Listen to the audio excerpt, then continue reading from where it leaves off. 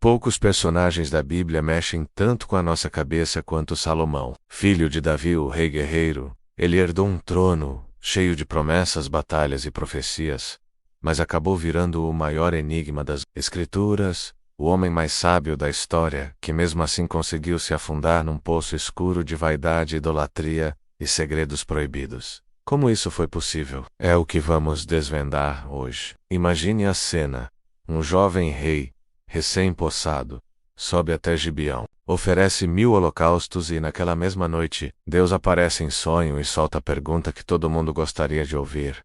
Pede o que quiseres. Riqueza, vida longa, a cabeça dos seus inimigos numa bandeja. Salomão poderia ter pedido qualquer coisa, mas ele humildemente pede sabedoria para governar com justiça. Ele queria um coração que entendesse, que soubesse discernir o bem do mal, para guiar o povo de Deus.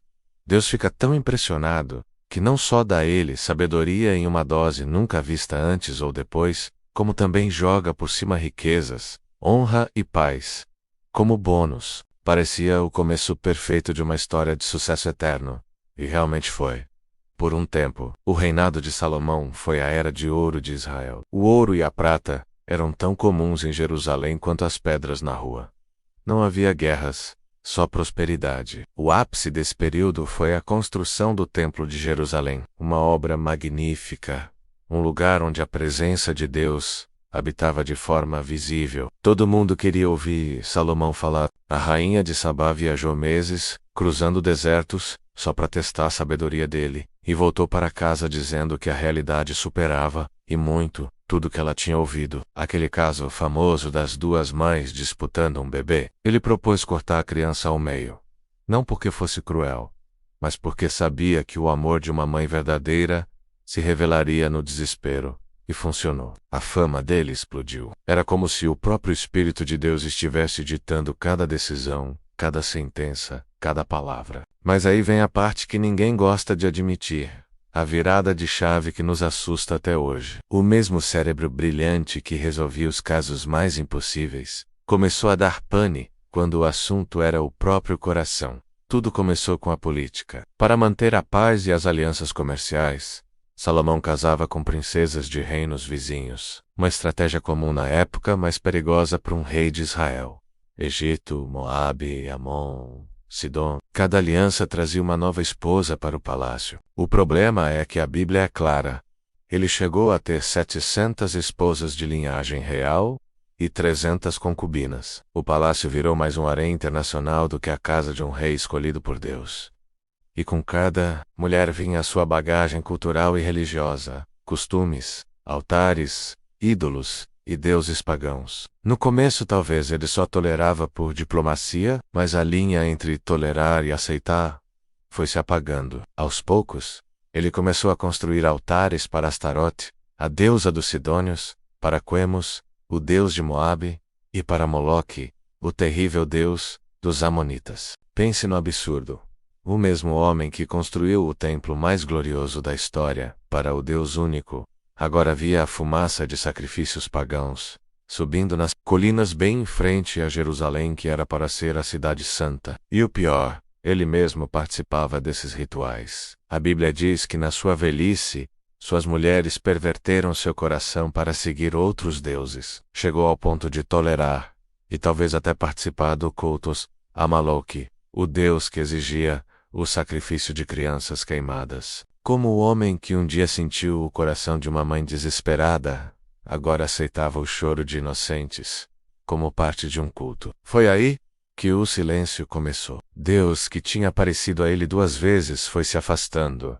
Os sonhos pararam. A voz que antes era clara como cristal virou um silêncio total. E o silêncio divino nunca é um espaço vazio. Ele abre brechas para que outras vozes comecem a sussurrar. A sabedoria que vinha do céu foi sendo substituída por outra, uma que vinha de baixo. E nesse vácuo espiritual, coisas estranhas começaram a acontecer. É aqui que a história entra em territórios que não estão na Bíblia canônica, mas em textos antigos que circulavam entre judeus e cristãos primitivos, como o Testamento de Salomão. Esses textos não são sagrados como a Bíblia, mas nos dão uma ideia da fama que Salomão tinha, não só como sábio, mas como alguém que mexia com o mundo espiritual. Segundo essa tradição, Um dia um jovem servo do palácio apareceu completamente destruído, olhos fundos, sem forças, dizendo que uma presença invisível sentava em seu peito à noite e sugava sua vida, seu vigor. O nome que surgiu dessa entidade foi Ornias,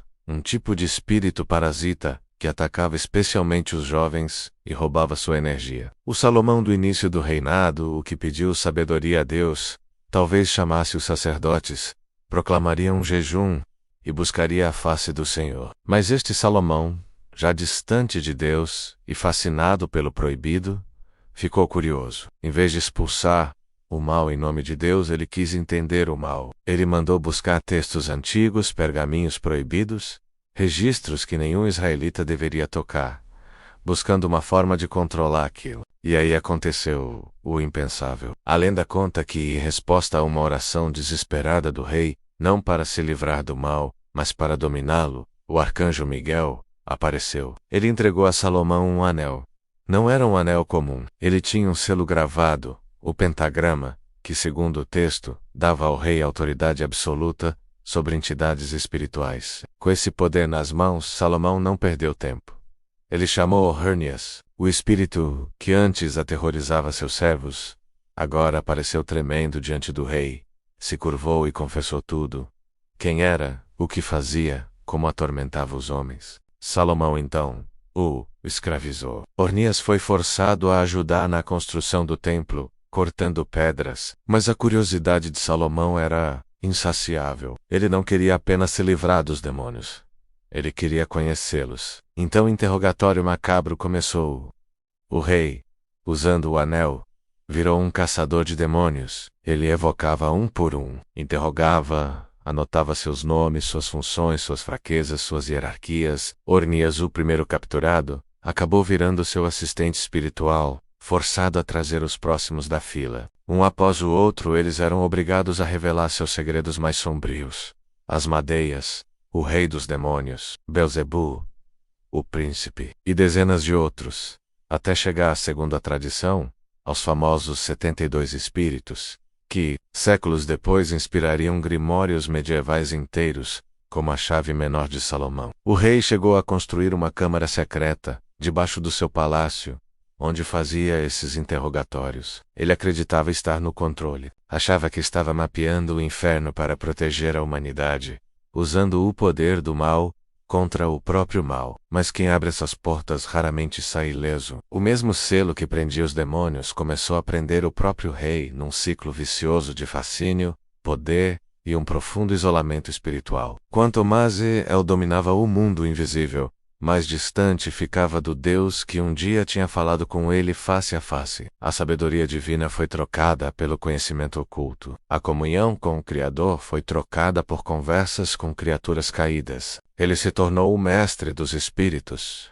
mas perdeu a amizade de Deus no fim da vida. O livro de Eclesiastes atribuído a ele é um lamento profundo. Vaidade de vaidades, tudo é vaidade. É o grito de um homem que teve tudo, riqueza, poder, mulheres, sabedoria menos, e descobriu que, sem Deus, tudo isso era como correr atrás do vento. O homem mais sábio da terra morreu deixando um reino rico, famoso, mas espiritualmente falido. O templo ainda brilhava com ouro, mas o coração do rei já tinha virado ruína, muito antes das muralhas de Jerusalém caírem. E logo após sua morte, o reino se dividiu, exatamente como Deus havia avisado. A história de Salomão não é só sobre um rei que caiu. É um espelho para cada um de nós.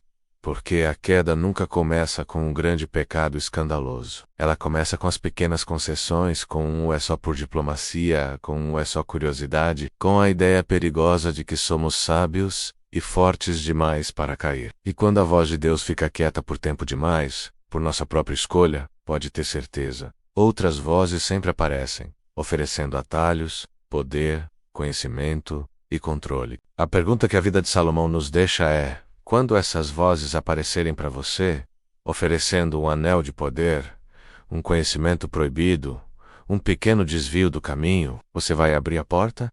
Obrigado por assistir. Se essa reflexão te tocou de alguma forma, deixe seu like, se inscreva no canal e compartilhe esse vídeo. Sua interação nos ajuda a levar essa mensagem para mais pessoas. 8A Proxima